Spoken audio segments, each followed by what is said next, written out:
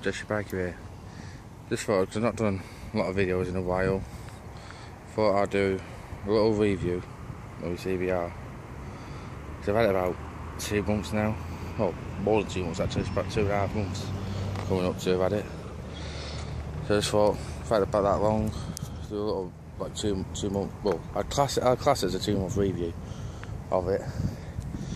Then, if anyone's looking for a good 125 or anything, looking for the first 125 should I say, so then do this review, and then if they see it, then it's my opinion on it. So it was, yeah, in the time I've had it, it has been a very good bike.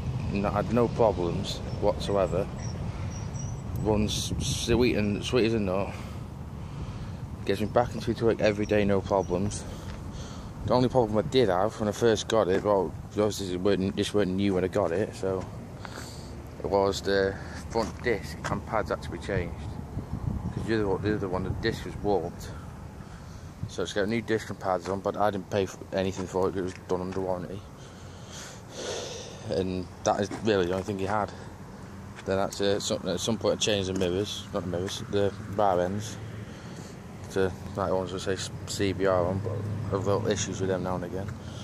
Like I'll show you on this side. Like, it's apparently fully screwed in, but you can do that. It's just not on the lug properly or something.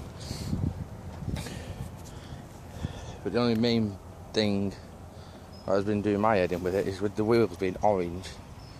When the chain lid goes all over the wheel, it just makes the whole bike look disgusting. But if anyone gets a CBR, I would raise, if you can afford to do it, but luckily when I got mine, it already had it, I would definitely recommend getting this pipe, exhaust pipe like that. Because I've heard on videos of the standard pipe for these bikes, and they sound awful. They just sound like electric, so if you want it to sound nice as well, and look a bit meatier, get a decent pipe like that, and it'll sound the beans. Especially the previous one of mine, took the baffle out. Whoever had it before me, he got the exhaust and thought probably didn't like the sound of it with a standard exhaust.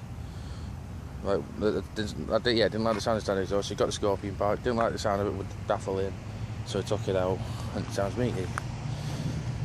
Like electrics wise and stuff like that, nothing. I've had no problems with the electrics.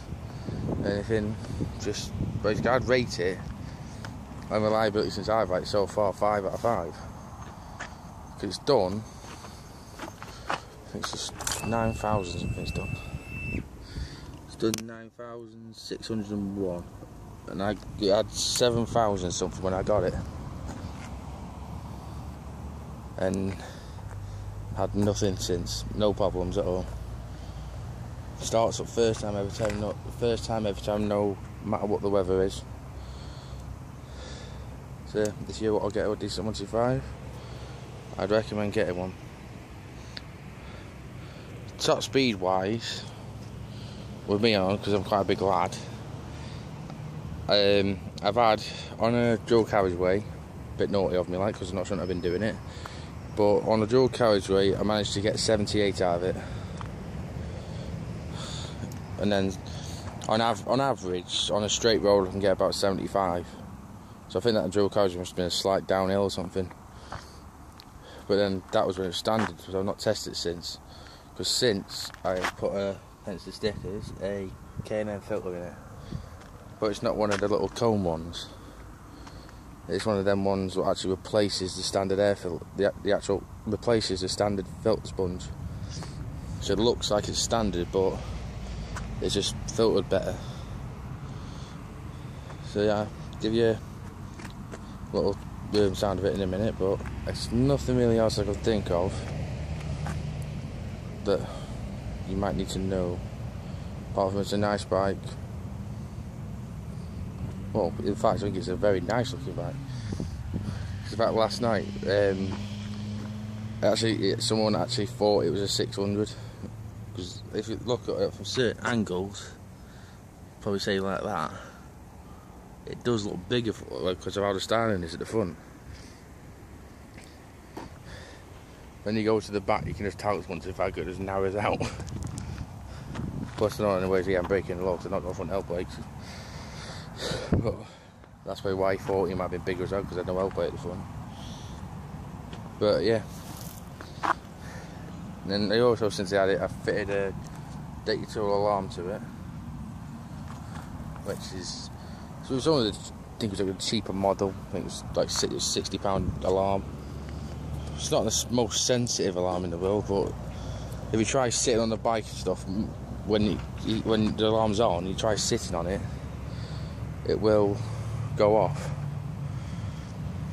But you just have to wiggle the bike a little bit first. Like, it won't just like instantly go off as soon as you touch the bike.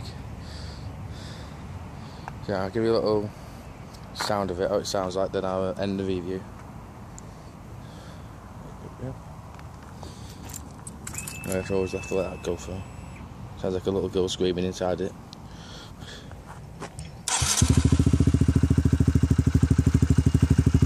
So it's ticking over, it sounds meaty, it's ticking over. Nice little burble to it.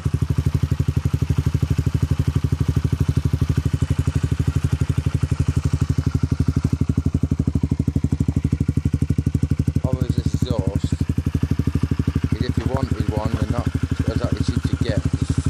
I've looked them up on eBay, so the exact same exhaust, like the whole system, and it was £299. So if you want to spend that much on the exhaust for a 125, do it, but if you don't bother. Just try and find a cheap aftermarket alternative or something to replace the standard one. Those Scorpions aren't that cheap anyway, so I don't know if there's any other exhausts out there that are a bit cheaper. Like ones that are about 100 quid, something like that, I'm not sure. Yeah, it's what it's saying, give you some guess.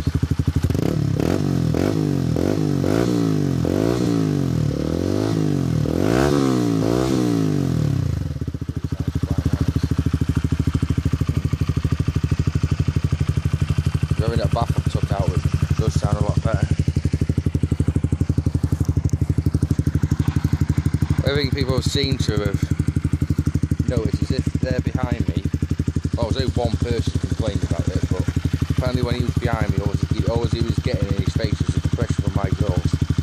Whereas I don't know how that works. If you look at the angle, how would that blow to someone's face up there, where it's pointing directly straight? I don't know. So yeah, so the review, like, that's just one thing I've missed actually.